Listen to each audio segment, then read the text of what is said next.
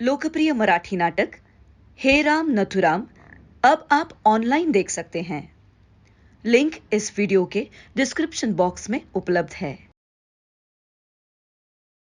गांधी जी केवल उन्हीं का विरोध नहीं करते थे जो स्वतंत्रता प्राप्ति के लिए शस्त्र का प्रयोग करना चाहते थे, बल्कि उन लोगों का भी कड़ा विरोध करते थे जिनके विचार गांधी जी के विचारों से भिन्न थे। गांधी जी की अप्रसन्नता के एक पात्र सुभाष चंद्र बोस भी थे। जहां तक मुझे पता है, सुभाष चंद्र 6 वर्षों तक जब देश से बाहर रहे तो गांधी जी ने उन पर प्रतिबंध का कोई विरोध नहीं किया। सुभाष चंद्र बोस अध्यक्ष पद पर रहते हुए गांधी जी की नीति पर नहीं चले। फिर भी सुभाष चंद्र बोस इतने लोकप्रिय हुए कि गांधी जी की इच्छा के विपरीत डॉक्टर पट्टाभी सीताराम मैया के विरोध में प्रबल बहुमत से चुने गए और डॉक्टर पट्टाभी सीताराम मैया के आंध्र से भी सुभाष बोस को ही अधिक मत मिले। गांधी जी को क्षोभ हुआ। उन्होंने कहा, सुभाष की जीत गांधी की हार है। गांधी जी के मन में विष भर आया और द्वेषाग्नि में जलते हुए वे त्रिपुरा कांग्रेस अधिवेशन में नहीं गए और राजकोट में धूर्ततापूर्वक अनशन और सत्याग्रह छेड़ दिया। जिस समय तक सुभाष चंद्र बोस को कांग्रेस की गद्दी से नहीं उतार दिया गया, तब तक उनका क्रोध शांत नहीं हुआ। सुभाष चंद्र बोस के दूसरी बार कांग्रेस अध्यक्ष चुने जाने और यहां से बाहर जाने की घटनाएं ये प्रकट करती है कि गांधी जी किस प्रकार धूर्ततापूर्वक कांग्रेस से अपना काम निकाल लेते थे। 1934 के बाद गांधी जी बार बार यही कहते रहे कि वे तो कांग्रेस के 4 आने के सदस्य भी नहीं हैं और उनका कांग्रेस से कोई संबंध नहीं है। किंतु सुभाष जब दूसरी बार कांग्रेस अध्यक्ष चुने गए, तब गांधी जी के क्रोध से यह पता चला कि वे कांग्रेस कार्य में खूब हस्तक्षेप करते थे, जबकि वे कहते ये थे कि उनका कांग्रेस से कोई संबंध नहीं है और वो उसके सदस्य भी नहीं है। झूठ बोलने का इससे सुंदर उदाहरण और कहां मिलेगा। जब 8 अगस्त 1942 को गांधी जी ने कांग्रेस से भारत छोड़ो आंदोलन करवाया तो अनेक नेताओं को सरकार ने तत्काल जेल में भेज दिया और वे कुछ भी नहीं कर पाए। आंदोलन वही कुचल दिया गया। कांग्रेस में कुछ लोग ऐसे थे जो गुप्त रूप से काम करने लगे। ये लोग गांधी के सिद्धांतों पर चलकर जेल नहीं जाना चाहते थे, बल्कि बाहर रहकर ये चाहते थे कि लूटपाट और तोड़फोड़ से सरकार को जितनी हानि पहुंचाई जा सके पहुंचाई जाए। ये लोग शस्त्र प्रयोग करने को भी तैयार थे और अंग्रेजों का संहार भी उनके कार्यक्रम के बाहर नहीं था। गांधी जी ने कहा था, करो या मरो, जिसका अर्थ इस दल ने लगाया कि जितनी बाधाएं सरकार के मार्ग में डाली जा सके डाली जाएं। वास्तव में उन्होंने वो सब कुछ किया जिससे युद्ध की तैयारी में बाधा पड़े। पुलिस थानों को जला दिया, डाकखानों को बेकार कर दिया, उत्तरी बिहार और अन्य स्थानों पर 900 स्टेशनों को या तो फूंक दिया या बेकार कर दिया गया और राज्य प्रबंध का कुछ समय के लिए तो अंत ही हो गया। यह बल प्रयोग अहिंसा और सत्याग्रह के सिद्धांतों के विरुद्ध था, लेकिन गांधी इस विषय में मौन रहे। यदि वे इसका विरोध करते तो जनता में अलोकप्रिय होते, क्योंकि जनता अहिंसा आदि का विचार नहीं कर रही थी, और यदि वे उसको प्रोत्साहन देते तो अहिंसा का सिद्धांत टूटता था। वास्तव में भारत छोड़ो आंदोलन का महत्व ही यह था कि उस समय लूटमार विनाशकार्य हुए। यह आंदोलन प्रारंभ होने के कुछ सप्ताहों में ही गांधी जी की अहिंसा का अंत हो गया। अगस्त 1942 के बाद कुछ सप्ताहों में जो भी हुआ वो गांधी जी की विचारधारा के प्रतिकूल था। गांधी जी की यह विचित्र अहिंसा थी कि वे करने या मरने के लिए कह रहे थे। गांधी जी को इस हिंसा के उस समय निंदा करनी पड़ी जब सन 1943 में लॉर्ड लिनलिथगो ने अपने पत्र व्यवहार में गांधी जी से स्पष्ट रूप से पूछा कि वे 1942 की हिंसा को उचित समझते हैं या नहीं। जो हानि या तोड़फोड़ हुई और युद्ध की तैयारी में बाधा आई, वो हिंसा चाहने वाले कांग्रेसियों द्वारा आई, न कि अहिंसा के पुजारी गांधीवादियों द्वारा। उनकी अहिंसा असफल हो गई थी, किंतु किसी सीमा तक सफल हुई। जेल से गांधी जी को हिंसा की निंदा करनी पड़ी। आजादी के लिए क्रांतिकारी संघर्ष को गांधी जी ने निर्बल कर दिया। गांधी जी का अंत तो अगस्त 1942 के पश्चात ही हो चुका था। उस समय तक सुभाष, जो जनवरी 1941 में गुप्त रूप से भारत से चले गए थे, अफगानिस्तान के मार्ग से बर्लिन होते हुए जापान पहुंचे। सुभाष बोस को काबुल जाने में और फिर बर्लिन जाने में जो कठिनाइयां हुई, वे उत्तम चंद्र मल्होत्रा ने अपनी पुस्तक नेताजी जियाउद्दीन के रूप में बहुत स्पष्ट रूप में लिखी है। बोस ने बर्लिन पहुंचने में बड़ी कठिनाइयों का सामना किया, रोमांचकारी साहस दिखाया। 1942 में जब क्रिप्स भारत आया तो सुभाष जापान पहुंच चुके थे और भारत पर हमले की तैयारी कर रहे थे। जब सुभाष बर्लिन गए तो हिटलर ने भारत के सर्वोच्च शासक की उपाधि उन्हें प्रदान की और जापान पहुंचे तो उन्होंने जापानियों को अंग्रेजों के विरुद्ध भारत पर हमले में सहायता के लिए तैयार पाया। जापान पहले ही अमेरिका के पर्ल हार्बर पर आक्रमण करके जर्मनी की ओर से युद्ध में सम्मिलित हो चुका था। जर्मनी ने रूस के विरुद्ध लड़ाई की घोषणा कर दी। जापान मलाया की रियासतों और पूर्व के अन्य भागों में जो भारतवासी रहते थे, उन्होंने सुभाष का हृदय खोलकर स्वागत किया, उनकी पूरी सहायता की। जापान में बर्मा, डचों के पूर्वी टापू, मलाया और अंडमान टापुओं पर अपना अधिकार जमा लिया था।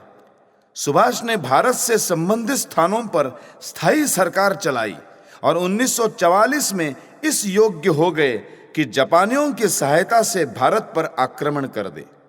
सुभाष के नेतृत्व में भारतीय सेना देश के द्वार पर गरज रही थी और मणिपुर और आसाम के कुछ हिस्सों में घुस चुकी थी। आजाद हिंद में वे लोग थे जो या तो जापान की कैद से आकर सेना में प्रविष्ट हो गए थे या वहां पर पहले से रहते थे। माना कि आजाद हिंद सेना हार गई, परंतु सुभाष का कोई दोष न था। बड़ी वीरता से लड़े, किंतु सुभाष की सेना के पास आधुनिक लड़ाई की सामग्री न थी। बहुत आदमी भूख और रोगों से मर गए क्योंकि औषधियों का भी उचित प्रबंधन न था। परंतु जो भावनाएं सुभाष ने उन लोगों में भर दी थी, आश्चर्यजनक थी। लोग उनको प्यार से नेताजी कहते थे और सारे देश ने उनका उद्घोष जय हिंद मंत्र के समान ग्रहण कर लिया था। गांधी जी इस बात के विरोधी थे कि सुभाष बोस भारत पर आक्रमण करें। नेहरू जी को भी यह बात पसंद न थी कि भारत पर जापान की सहायता से आक्रमण किया जाए। चाहे भारतीय नेताओं और सुभाष के बीच कितने ही मतभेद रहे हों, जनता के हृदय में जितना स्नेह सुभाष के प्रति था, उतना किसी दूसरे के प्रति नहीं था। यदि 1945 में सुभाष भारत आ जाते तो सारा देश उनके चरणों में आंखें बिछा देता और सबको छोड़कर उनके पीछे हो जाता। परंतु गांधी का भाग्य फिर चमका। 1920 में लोकमान्य तिलक की मृत्यु हुई और गांधी जी सारे देश के नेता बन गए। सुभाष की विजय गांधी को कुचल देने वाली पराजय सिद्ध होती, किंतु यहां भी गांधी के भाग्य ने साथ दिया। सुभाष की मृत्यु भारत से बाहर हो गई। तब कांग्रेस के लिए यह सरल हो गया कि सुभाष और उसके साथियों की प्रशंसा करे और आजाद हिंद सेना के जिन जिन अफसरों पर लाल किले में मुकदमा चलाया जा रहा था, उनको बचाने का यत्न करके सुभाष प्रेमी बनकर प्रशंसा प्राप्त करें। अब तो नेहरू ने भी सुभाष चंद्र के उद्घोष जय हिंद को अपना लिया। सुभाष और आजाद हिंद सेना के नाम पर अपने स्वार्थ सिद्ध किए और इन्हीं नामों के बल पर 1946 के चुनाव जीते। इसके अलावा उन्होंने आश्वासन दिया कि हम पाकिस्तान का विरोध करेंगे। इन दो अभिवचनों के लिए INA ने सुभाष सेना को निश्चित ही आदर दिलवाया और अंत में पाकिस्तान के सामने झुके और वचनभंग किया। मुस्लिम लीग देश की शांति को भंग कर रही थी और हिंदुओं पर अत्याचार कर रही थी। ऐसा मालूम होता था कि लॉर्ड वेवेल का इन बातों से कुछ संबंध नहीं है। कांग्रेस इन अत्याचारों को रोकने के लिए कुछ करना नहीं चाहती थी, क्योंकि वो मुसलमानों को प्रसन्न रखना चाहती थी। गांधी जी जिस बात पर अपने को अनुकूल नहीं पाते थे उसे दबा देते थे। इसीलिए मुझे यह सुनकर आश्चर्य होता है कि आजादी गांधी ने प्राप्त की। मेरा विचार है मुसलमानों के आगे झुकना आजादी के लिए युद्ध करना नहीं था। इससे तो अपना ही सत्यानाश हुआ और देश का 1/3 भाग हाथ से जाता रहा। स्वराज्य प्राप्त करने में गांधी जी का कोई हाथ नहीं है। वो देशभक्त थे, परंतु उनके प्रचार का प्रभाव विपरीत हुआ। उनके नेतृत्व ने देश को उल्लू बनाया। मेरे विचार में देशभक्त सुभाष थे, जिन्होंने देशभक्ति की सच्ची ज्वाला प्रज्वलित की और जब आवश्यकता समझी तो शक्ति का भी प्रयोग किया। गांधी और उनके साथी सुभाष को नष्ट करना चाहते थे, इसीलिए कि महात्मा गांधी भारतीय स्वतंत्रता के शिल्पी थे। अंग्रेजों के भारत छोड़ने के 3 कारण हैं और उनमें गांधी जी की कोई भूमिका नहीं है। इन 3 कारणों का विवरण इस प्रकार है। 1. 1857 से 1932 तक का क्रांतिकारी आंदोलन और उसके पश्चात गांधी जी के सिद्धांतों के विरुद्ध 1942 का विद्रोह और तदुपरांत सुभाष बोस के महानतम कार्य, जिनसे भारतीय सेनाओं में विद्रोह की भावना जागृत हुई और अंग्रेज राज्य की जड़ें सुखाई जा सकी। गांधी जी प्रारंभ से अंत तक सबके विरुद्ध रहे। 2. स्वतंत्रता का दूसरा श्रेय उनको है जो असेंबली में संवैधानिक रूप से अधिकारों के लिए लड़े। इस वर्ग का यह सिद्धांत था कि जो कुछ मिले उसे ले लिया जाए और अधिक के लिए मांग की जाए। इसमें लोकमान्य तिलक, NC केलकर, श्री CR दास, विठल भाई पटेल, पंडित मदन मोहन मालवीय और भाई परमानंद, जो गत 10 वर्षों से हिंदू महासभा के नेता रहे, लेकिन इस वर्ग का गांधी ने सदा मजाक उड़ाया। वे कहते रहे कि ये लोग नौकरियों के पीछे फिरते हैं, परंतु अंत में गांधी ने भी वही सब कुछ किया जो ये लोग कहते और करते रहे थे। 3. तीसरा महत्वपूर्ण कारण है इंग्लैंड में लेबर पार्टी के हाथ में सत्ता का आना। चर्चिल के हाथ से सत्ता चली गई और युद्ध के खर्चे के भार से इंग्लैंड की आर्थिक स्थिति दयनीय हो गई। यह प्रबलतम कारण था जिनसे अंग्रेजों को भारत छोड़ना पड़ा। जब तक देश गांधी की नीति पर चलता रहा, वह उलझनों में ही पड़ा रहा। गांधी ने क्रांतिकारी आंदोलन का, व्यक्तियों का और दलों का विरोध किया और चरखा, अहिंसा और सत्याग्रह जैसी निरर्थक वस्तुओं को महत्व दिया। 24 वर्ष तक गांधी जी चरखे की रट लगाते रहे, लेकिन उसका केवल यही एक परिणाम हुआ कि सर्वसाधारण द्वारा मशीन से बना हुआ कपड़ा 3 गुनी मात्रा में बरता जाने लगा। चरखे के कपड़े से अब भी 1% आदमियों का काम नहीं चल सकता।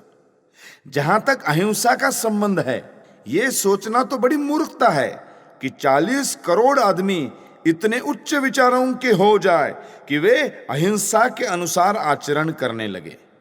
इस अहिंसा की दुर्दशा 1942 में हुई। जहां तक सत्य का संबंध है, एक साधारण कांग्रेसी भी उतना ही सत्यवादी है जितना अन्य कोई व्यक्ति। कई बार तो जो कुछ कांग्रेसी कहते हैं वास्तव में असत्य होता है, यद्यपि ऊपर से वह सत्य दिखाई देता है। आदर्शवाद की विफलता। गांधी जी के हिंदू मुस्लिम एकता सिद्धांत का महत्व तो उसी समय नष्ट हो गया जिस समय पाकिस्तान बना। प्रारंभ से मुस्लिम लीग का मत था कि भारतवर्ष एक देश नहीं है। हिंदू मुस्लिम एकता से गांधी जी का अभिप्राय यह था कि दोनों मिलकर आजादी की लड़ाई में काम करें। हिंदू तो उनके परामर्श पर चलते रहे, किंतु मुसलमानों ने गांधी की ओर ध्यान नहीं दिया और अपने व्यवहार से वे सदा हिंदुओं का अपमान और अहित करते रहे और अंत में देश 2 टुकड़ों में बंट गया। गांधी और जिन्ना के परस्पर संबंध भी ध्यान देने योग्य है। जब 1920 में जिन्ना राष्ट्रीय विचारों को छोड़कर कांग्रेस से अलग हो गया और अलग मुस्लिम लीग बना ली, तो स्पष्ट शब्दों में घोषणा की कि मुसलमानों को कांग्रेस का विश्वास नहीं करना चाहिए। जिन्ना ने स्वयं को मुसलमान का हितैषी घोषित करते हुए ये प्रचार प्रारंभ किया कि मुसलमानों को कांग्रेस के साथ स्वतंत्रता युद्ध में हिंदुओं की सहायता नहीं करनी चाहिए। उसने ये सब खुल्लम खुल्ला कहा और पाकिस्तान की मांग सामने रखी। वह स्पष्ट शब्दों में कहता था कि देश के टुकड़े करो। गांधी जी जिन्ना से बहुत बार मिलने गए। वह सदा उसको भाई जिन्ना या कायदे आजम कहकर पुकारते रहे, परंतु ऐसा अवसर कभी नहीं आया जब जिन्ना ने उनसे सहयोग की इच्छा प्रकट की हो, जबकि गांधी ने उसे सारे भारत की बागडोर सौंप देने तक का प्रस्ताव रख दिया। गांधी जी की आध्यात्मिक शक्ति और उनकी अहिंसा, उनकी महिमा में बहुत कुछ कहा जाता है। जिन्ना की दृढ़ता के आगे वह आध्यात्मिक शक्ति शक्तिहीन सिद्ध हुई। जब गांधी जी ये देख चुके थे कि वे अपनी आध्यात्मिक शक्ति से जिन्ना को प्रभावित नहीं कर सकते, तो उन्हें चाहिए था कि या तो अपनी नीति बदल लेते या हार मान लेते और दूसरों को अवसर देते कि वे जिन्ना और मुस्लिम लीग से निपटे। गांधी जी इतने प्रामाणिक नहीं थे कि वे राष्ट्र की भलाई के लिए अपनी महत्वाकांक्षा को छोड़ दें। इसलिए कोई गुंजाइश ही नहीं रही कि कुछ किया जा सके, क्योंकि गांधी जी के शब्दों में ही हिमालय पर्वत जितनी बड़ी गलतियां वे कर चुके थे। लाइक कीजिए, शेयर कीजिए, सब्सक्राइब कीजिए और हाँ, नए नए वीडियोस देखने के लिए बेल आइकन दबाइए। राष्ट्राय स्वाहा।